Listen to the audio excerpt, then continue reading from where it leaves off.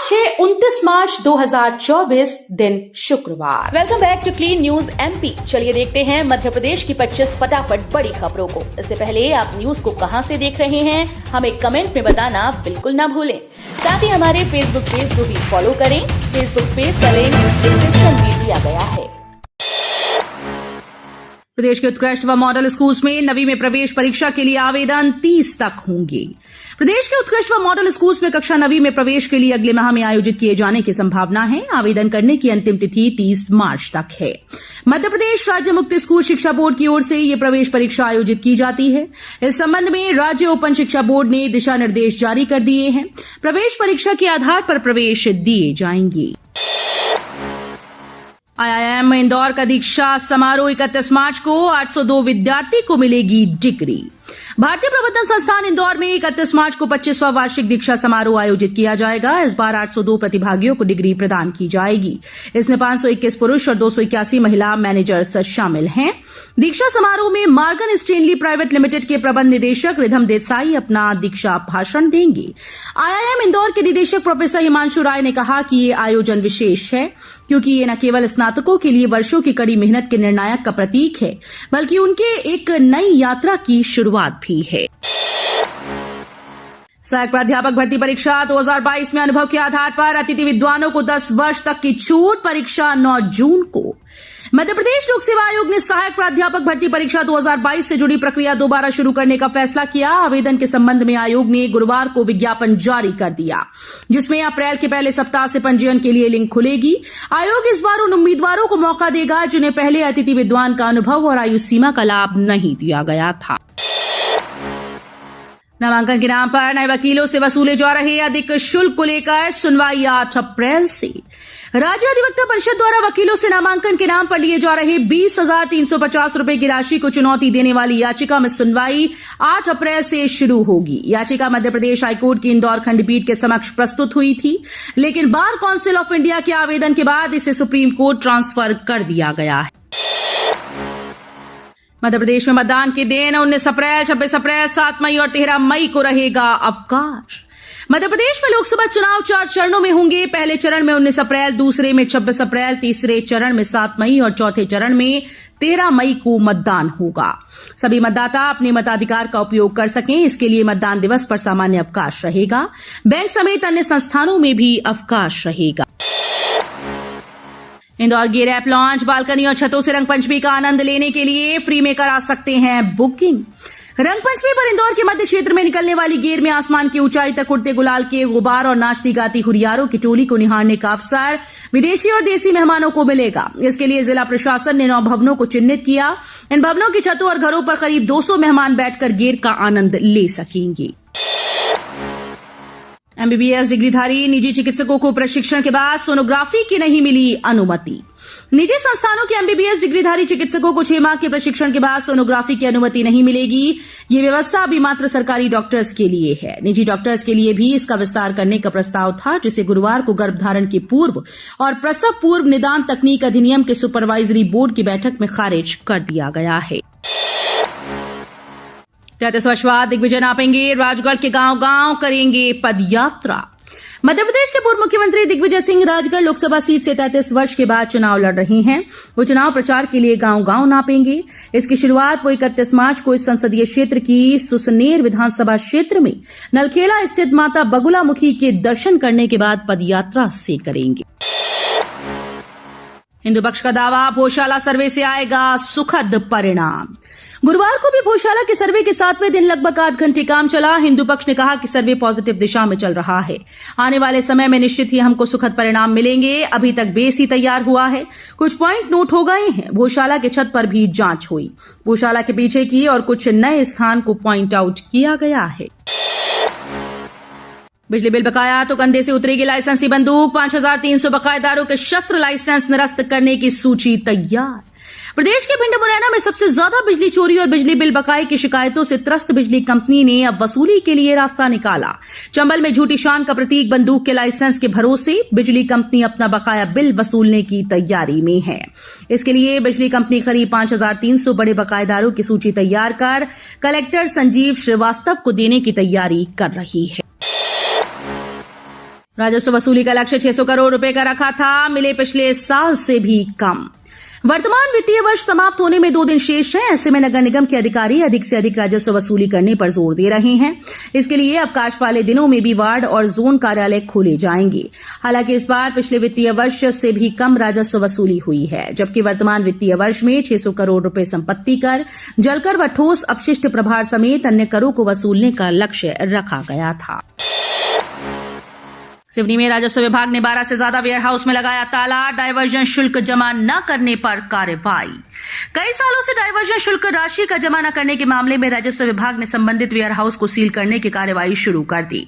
2 दिनों में राजस्व अधिकारियों के दल ने 12 से ज्यादा वेयर हाउस में ताला लगाकर सील किया। राजस्व विभाग की कार्रवाई वेयर हाउस मालिकों में हड़कंप मच गया। वेयर हाउस मालिकों ने आनन फानन में बकाया भूभाटक राशि राजस्व कार्यालय में जमा करवाई।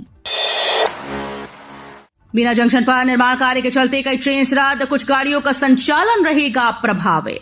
बीना जंक्शन रेलवे स्टेशन पर वॉशेबल एप्रन निर्माण कार्य के चलते कई ट्रेन का संचालन अप्रैल से मई माह के बीच प्रभावित रहेगा। रेलवे ने कुछ ट्रेन का निरस्त और कुछ का ठहराव बीना स्टेशन पर खत्म कर दिया है। कमलनाथ के बयान पर सीएम मोहन यादव का पलटवार। गुरुवार को मध्य प्रदेश के मुख्यमंत्री डॉक्टर मोहन यादव छिंदवाड़ा लोकसभा प्रत्याशी बंटी साहू के नामांकन के लिए पहुंचे। नामांकन के साथ ही मोहन यादव ने वहां जनता को भी संबोधित किया। संबोधन के दौरान सीएम यादव ने जनता से सवाल किया कि आखिर क्यों छिंदवाड़ा का स्थानीय निवासी यहां का सांसद नहीं है।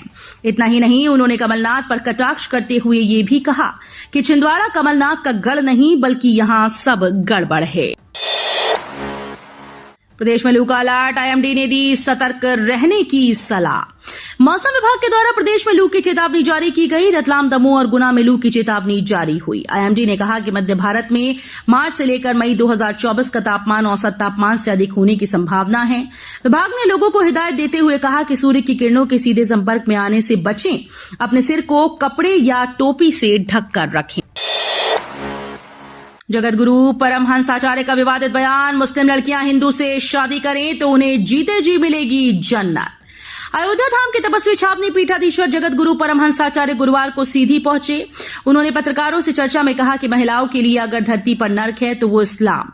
यहां महिलाएं बच्चा पैदा करने की मशीन बनकर रह गई हैं। ये सच है कि अगर मुस्लिम लड़की हिंदू लड़के से शादी करती है तो उसे जीते जी जन्नत मिल जाएगी। यही वजह है कि मुस्लिम महिलाएं सनातन धर्म को अपनाकर घर वापसी कर रही हैं। उन्होंने ये भी कहा कि भारत हिंदू राष्ट्र बनेगा।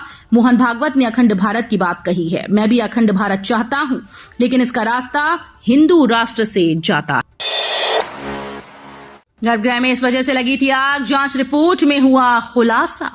महाकाल मंदिर आग हादसे की प्राथमिक जांच रिपोर्ट कमेटी ने कलेक्टर को सौंपी है, जिसमें केमिकल युक्त गुलाल के उपयोग की बात सामने आई। रिपोर्ट के अनुसार बताया गया है कि होली को लेकर जो प्रोटोकॉल तय किए गए थे उनका पालन नहीं हुआ।